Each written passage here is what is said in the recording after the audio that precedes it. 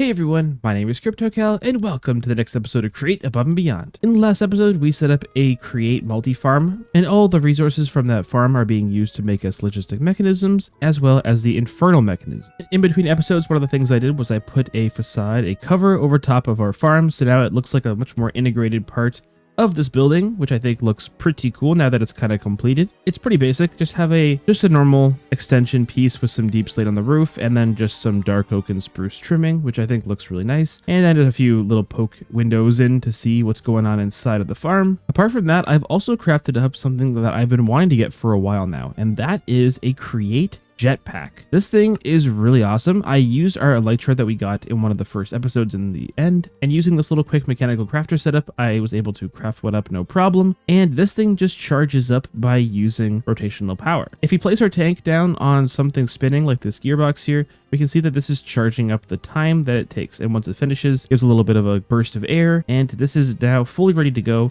And because I do have the capacity 3 enchantment on this, it will last for about 30 minutes, which is a pretty good time. And it works very similarly to other jetpack mods. You can just toggle it on and off just to give us some jetpack flight, which is always cool. But then also we can turn the hover mode on by pressing H. And this is what I was mainly interested in, was I wanted the ability to just kind of hover around a little bit better. I think it'll be much nicer to have the jetpack for a lot of the building that we're going to be doing. So that's why I went ahead and crafted that up. But we'll definitely be still using the rending gale to get around places a little bit faster. But what I've been spending the most time on in between episodes is what's behind me. These two vaults have an absolute ton of resources that I've collected, and this is probably a couple hours worth of collecting and crafting resources. And I want to demonstrate some of the new create stuff to show you how many resources are inside of these vaults, just so that you have a good idea of what we're going to be doing today. And now that we have access to the stock links and all the new create stuff with the lead machinery, and I want to use these to show off how we can display our items in some sort of network. So what I'm going to do is place down two packagers. We're going to place one down here and one on this one here. And we're going to place a stock link down on top of them. Now, once we have one stock link, we're going to link this to the other one so that we have them both being linked to the same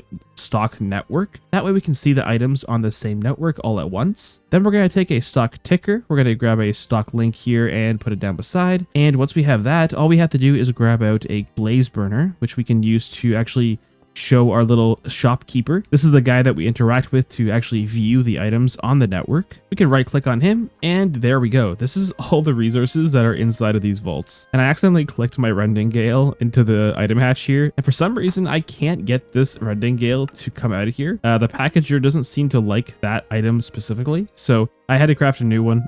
I have a second rending gale now, but eventually I will get that one out of there. But this was a lot of material gathering. There's a lot of stripped wood in here. There's a lot of granite, a lot of glass, deep slate, an absolute ton of acacia stuff. This was quite a grind. So I'm really excited to get this build underway because I cannot wait for you all to see it. I have worked probably on this build for about 2 weeks or so now, just in the background while I've been doing other builds because this one has taken up a lot of my time. But before we get to that build, I want to play around with some of the frog port stuff. We just got access to all the new create update stuff with the lead machines, and I want to see how we can implement some of that stuff into our already existing builds just to help aid in some of the logistic work. And I want to make this system in here smart. I wanted to know when it needs more kinetic mechanisms to make more precision mechanisms. So I think what we're going to do is use a threshold switch. We're going to use this and set this to detect if it's under a certain number of items. We're going to want to invert the signal and send a redstone pulse once it gets below, say, a stack of items. So a condition like this would basically say that it needs more items and it'll send a redstone pulse, and we're going to have that detect and send over a package. The package is going to include about 9 stacks of items, which will put us way over this threshold of 64 items. So that way it only sends items when it needs it, and it'll overstock on it by about 9 stacks. That way we're not constantly requesting packages. We can just request one at a time, and once we do request one package, we'll get about 9 stacks of the mechanisms. But just having the threshold switch isn't going to be enough. We're going to have to send that signal elsewhere. So what we're going to do is use a redstone requester. And over here on this side, we're going to want to tell the system when it needs to send out a package to send over to the other side. So we're going to put a packager right up against this drawer here. And for this to work across the network link here, we're going to want to give this a name. So we get the packager a name. We're going to call this one kinetic. So we'll call kin mech. That's going to be the name of this packager. I think what we can do is we can come into the clipboard, go hashtag kin mech, and you'll see that this actually changed to this icon here instead of this one. And I think that means that this will now register as a valid packager that we can use to select when we were working on the network elsewhere. And forgive me if I don't explain this stuff 100%. I'm still learning about this stuff from this update as well. So if you need any clarification on things, feel free to ask in the comments. So that when this is requesting items, we're going to have this send to a redstone link under here. We'll give this the precision mechanism and link signal. And that's going to be sent from here all the way over to the other spot. And we're going to use that to trigger this redstone requester up here. Here is where we can specify where to send the order to, and if we are holding our clipboard, we should be able to see this as an option for kinetic mechanism, yes. But we actually don't want to send it to kinetic mechanism. That's the name of this packager right here. So actually, let's change the name of this to be kinmech main. That'll be the name of this one, and that's going to be the source of our kinetic mechanism. So we actually don't want to send to that one. We wanted to send to a different one. So let's go back over here, and we have to give a packager over on this side a different name as well.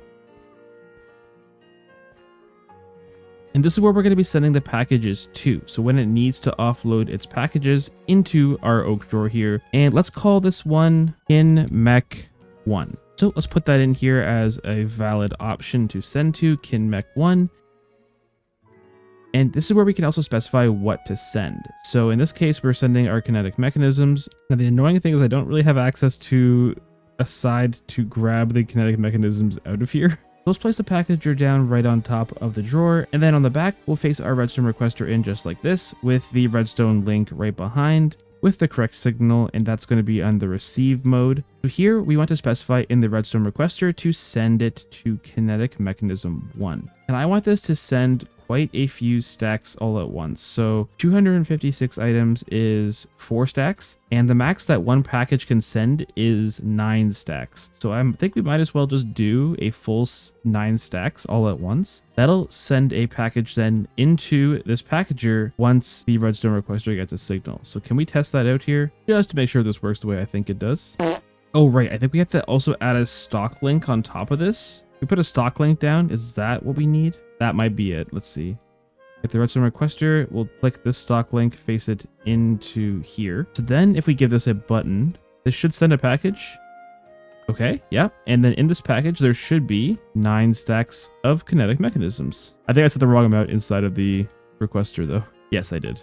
All we have to do is find a way to send that package over to this packager right here. And while I do want to get a train running through this area at some point, probably in the near future, I do want to play around with the frog ports and the chain links. So I think what I'm going to do is use some of these chain conveyors and have a couple of these little posts that are going to be kind of staggered along the bridge and that go from each side. One from that building over there, and we'll go all the way over to this side. I'm not exactly sure what the range of these things is, but I think they're pretty decent. I do want these to be tall enough though, so that if we do have trains come through here in the future, we don't run into any clearance issues. So I think what we can do is just take a chain. We can grab this conveyor, and if we come all the way over to this one and select it over here, too far apart. There we go. That's close enough. That looks pretty cool.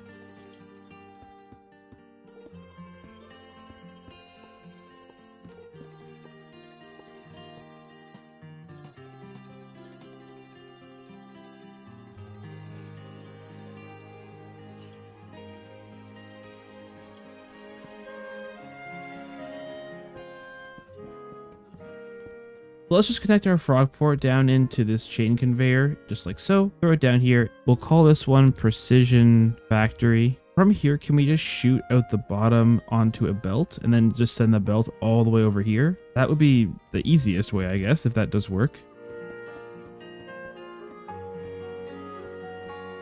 Okay, that's rotating everything now.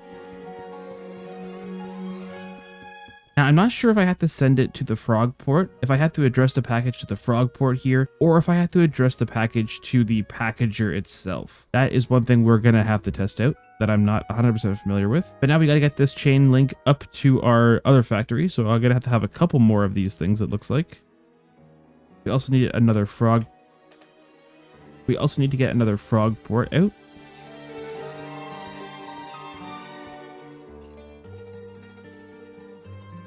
There we go. Kinetic factory has been set up here.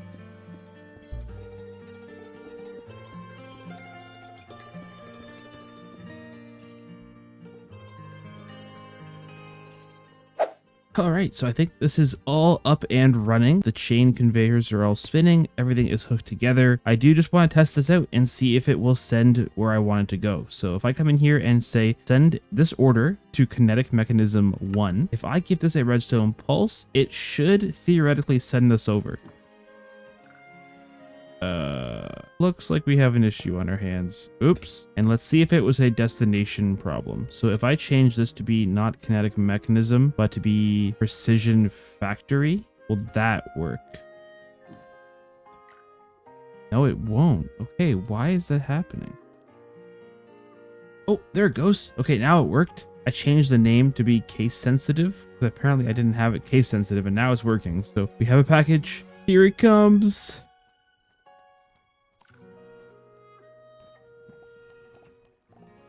And it worked. It worked. Yes.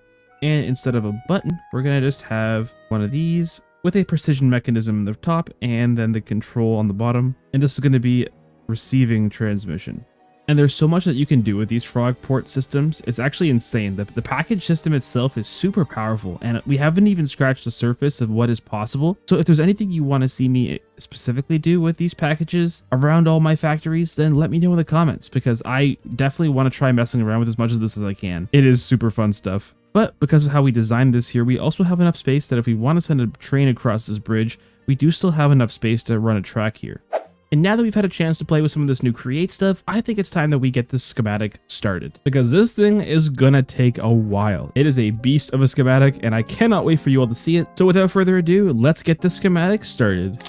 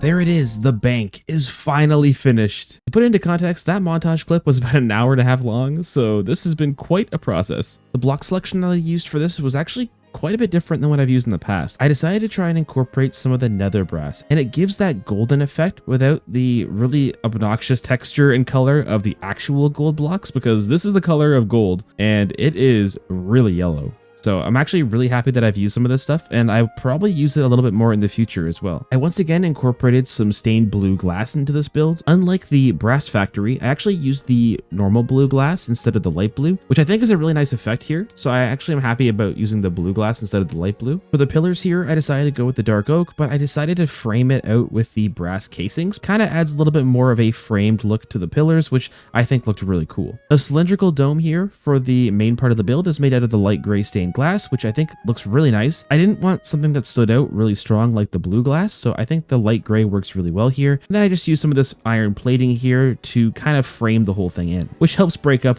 all the texture from the glass. As for the side piece here, I went a little lighter with this piece, and I used the nether brass as the actual wall material, and I decided to frame the whole thing out with some birch and oak wood, which actually worked out pretty well. It again just changes it up a little bit, doesn't make it seem like a lot of the same that is around everywhere else, and it just kind of adds a little bit more to the build, which I think is kind of nice. But yeah, overall, I'm super happy with how this whole thing came together.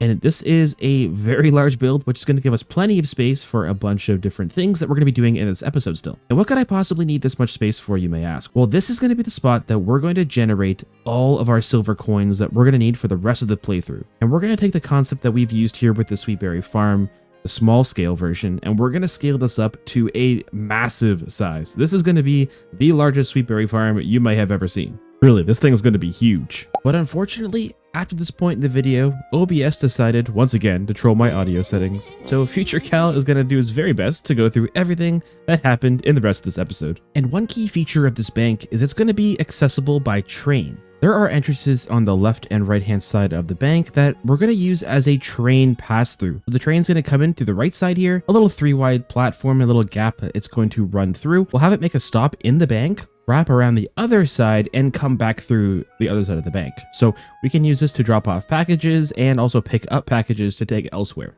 And with the pathways dug for the train, we can turn our attention to the actual berry farm that we're going to be putting in here. The central area of the bank is going to be dedicated pretty much entirely to the size of the farm, with a little bit of gap for some walking areas, but then also for the trading to happen to turn the berries into silver. So we're going to frame this out with some acacia here on the bottom level, and then the first layer of this berry farm is going to start right above this. So on this level where the dirt is going to be where we have the elevated platform for the berries to be grown on.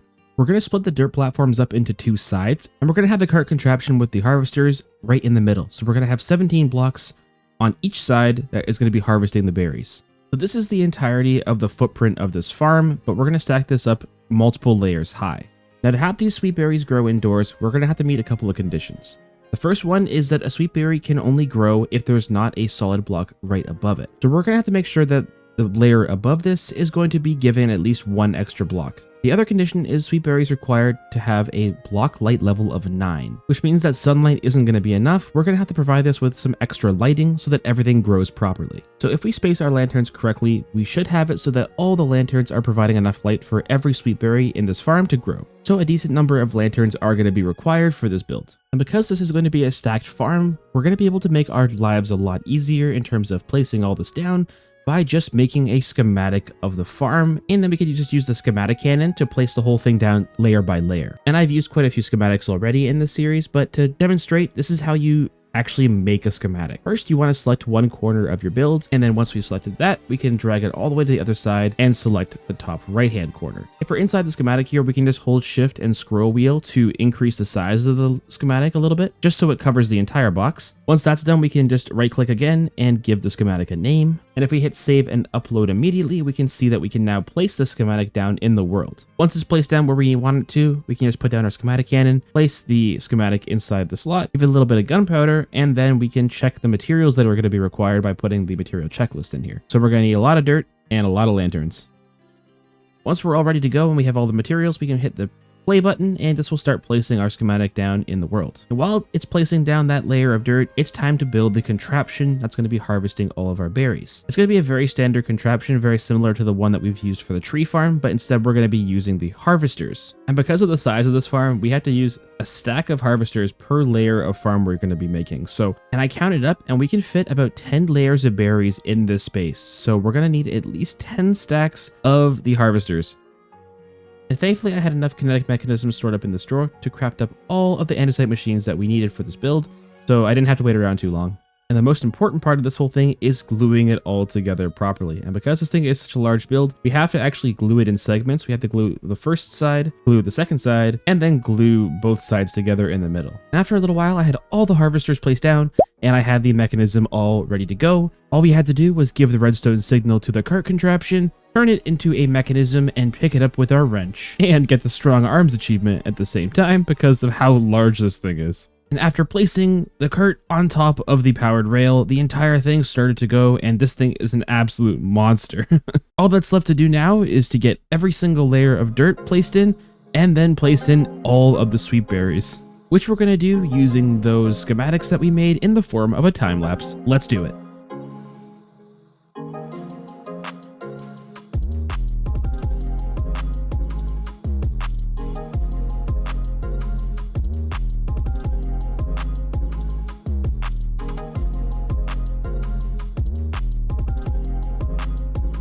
and a short while later, the entire platform is done and ready to go. This thing has so many sweet berries on it, it is absolutely insane. This might be the largest sweet berry farm that I will ever make and that you may ever see.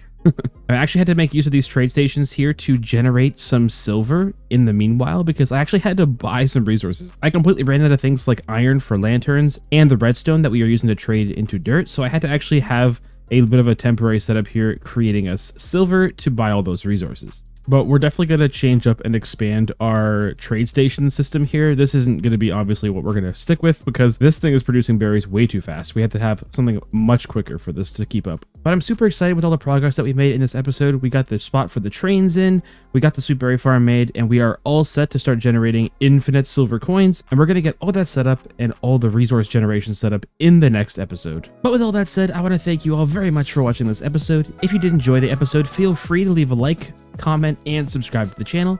Also, if you haven't already, be sure to join the Discord. The link is in the description down below. But that's it from me, everybody. I hope you all have a good one, and we'll catch you in the next episode of Create Above and Beyond. Bye!